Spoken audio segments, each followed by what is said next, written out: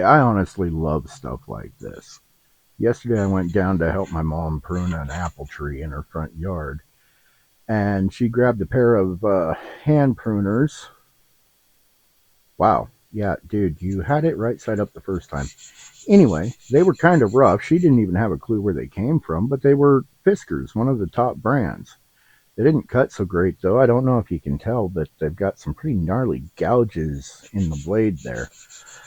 So I just took that 320 grit, cleaned them up a little bit just to knock some of the rust and crud off so it wouldn't wind up in my sharpener.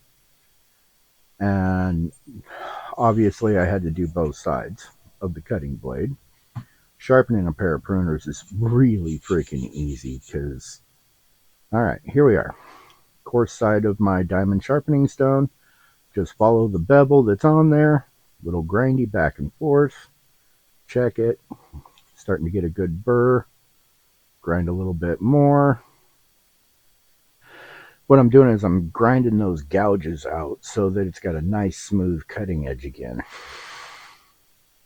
Okay, got my burr. Now I just got to smooth everything out from the back side.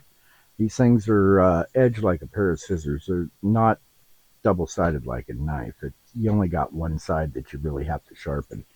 All right, let's see how they work. Oh, look at that. Snip. Snip. I got lost for a second. Snip. Cutting like butter. Gotta love it.